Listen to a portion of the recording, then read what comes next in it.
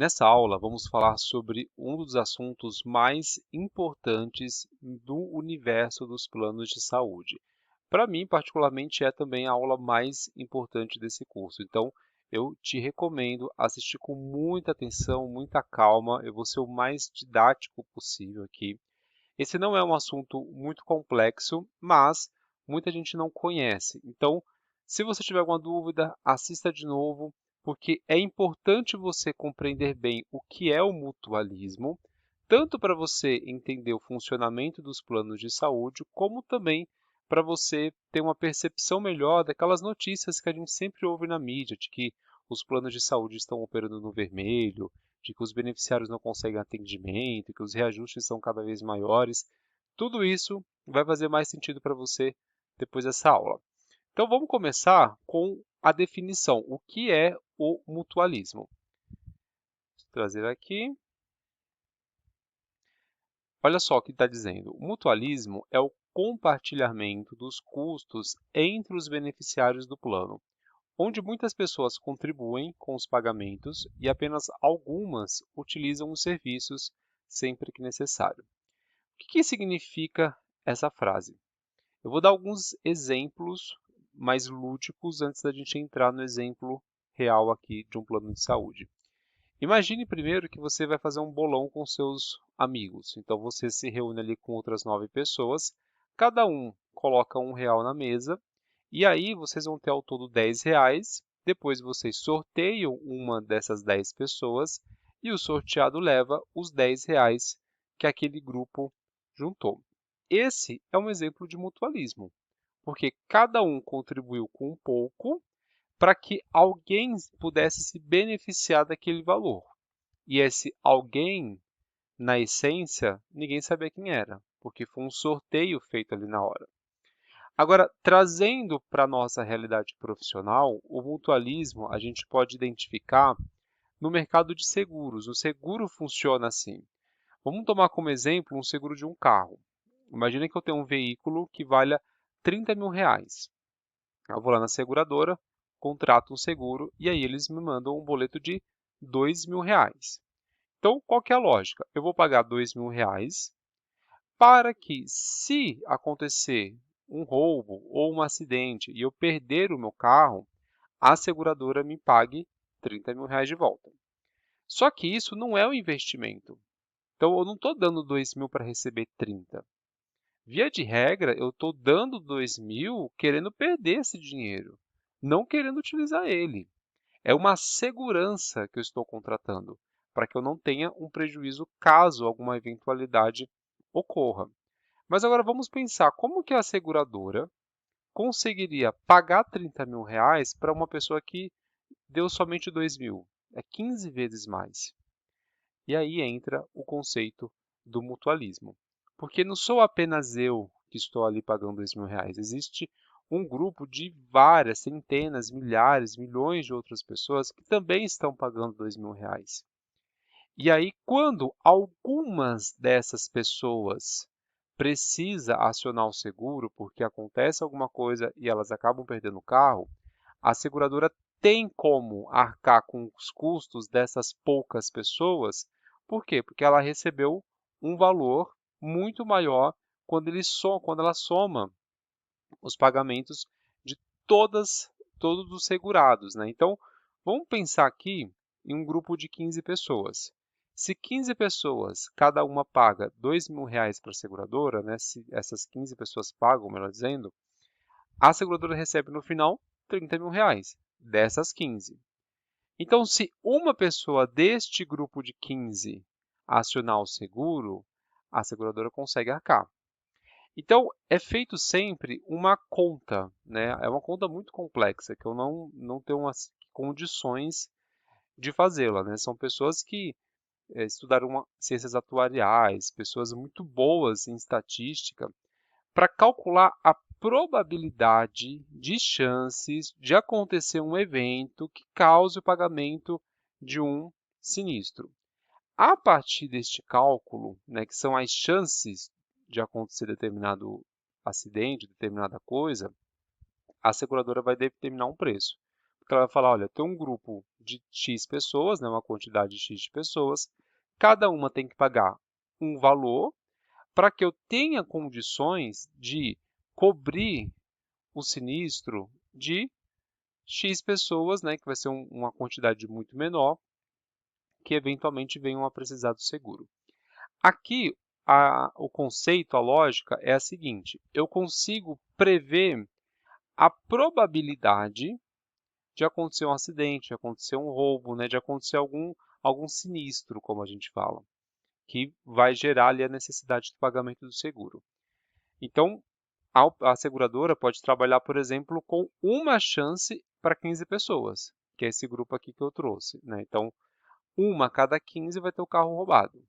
E aí ela consegue, então, criar grupos de 15 pessoas que, que paguem, né, um valor que chega ali aos 30 mil reais de uma única pessoa que vai precisar.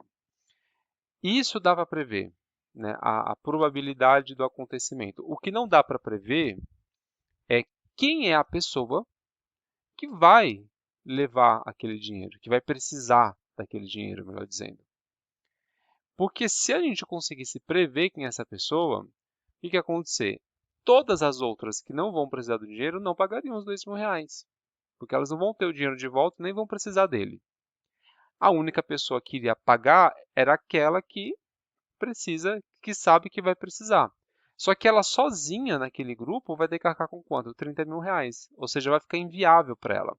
Então, esses grupos maiores, eles viabilizam o pagamento, a garantia, né, a segurança de algumas pessoas que eventualmente venham a precisar do seguro. Esse é o sistema do mutualismo. Todo mundo se ajuda para quando algumas pessoas precisarem, elas terem essa assistência. Só que a gente não sabe quem é essa pessoa.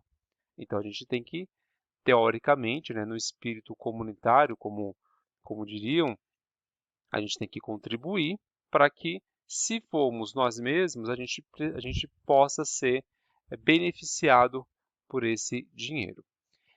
E essa mesma lógica que eu comentei do seguro se aplica aos planos de saúde, porque o plano de saúde também, de uma certa maneira, é um tipo de seguro, né? Tanto é que existe o chamado seguro-saúde, que a gente vai ver aí mais para frente no nosso curso.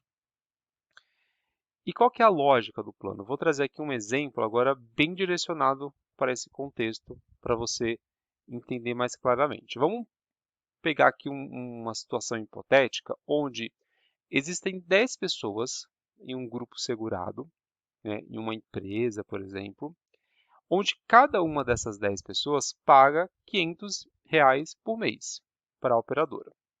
Então, no decorrer de um ano, essas 10 pessoas terão pago o total de 60 mil reais, ok? Cada uma pagou 500, ao todo a seguradora vai receber aqui deste grupo 60 mil reais. Só que dessas 10 pessoas, uma pessoa precisou fazer um tratamento muito caro, que custou 30 mil reais. Esta pessoa sozinha não teria condições de arcar com esses 30 mil reais. Se tivesse que ir lá no hospital e pagar direto para o hospital essa quantia, ela não conseguiria. Mas ela pagou no decorrer de um ano 6 mil reais, né, que refere-se aqui aos 500 reais que ela pagou todos os meses. Então, ela pagou um valor muito menor que os 30 mil, mas conseguiu realizar os procedimentos, fazer o tratamento que ela precisava com um custo de 30 mil. Quem pagou? A seguradora. E com que dinheiro que ela pagou? Com o dinheiro deste grupo de 10 pessoas, que juntos, quando conta essa pessoa que foi a paciente com as outras 9, pagaram para a operadora 60 mil reais. Então, a lógica é essa: você sempre vai ter um grupo de pessoas pagando para que um número menor de pessoas tenha condições de utilizar o plano, né? Utilizar ali o benefício que o seguro lhe oferece, que o plano de saúde lhe oferece. Esse é o conceito básico. Então, todas as operadoras trabalham nesse modelo. E aí vão ter variações, vão ter especificidades, né? Então, contratos menores, a gente vai ver que eles são agrupados pela ANS. Por quê? Porque quanto menor o contrato, menor a capacidade dele de absorver grandes custos. Então, esse caso aqui é um exemplo, né? Um contrato de 10 pessoas, eu trouxe aqui uma situação muito hipotética, mas vamos supor que esta pessoa aqui fizesse um tratamento que custasse 300 mil reais. Como que um grupo que paga 60 mil ia absorver esse custo? É inviável. Então, existem mecanismos que a ANS vai trabalhando e as operadoras para melhorar esse mutualismo, mas ele é a origem de tudo. Então, por exemplo, quando a gente pensa, a gente ouve falar muito sobre a questão do envelhecimento e o impacto que o envelhecimento populacional vai causar no mercado de saúde suplementar. Por quê? Vamos pensar que uma pessoa idosa, ela gasta muito no médico, pelas condições de vida mesmo, né? Uma pessoa idosa exige mais idas ao médico, exige fazer mais exames, mais tratamentos.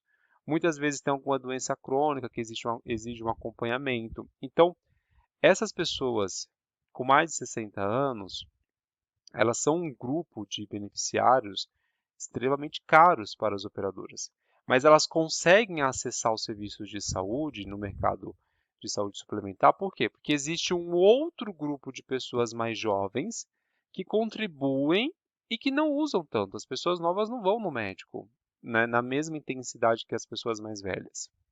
E aí, qual que é o problema do envelhecimento? A população está ficando mais velha. Está ficando mais velha no sentido de não ter um nascimento de novas pessoas acompanhando esse movimento.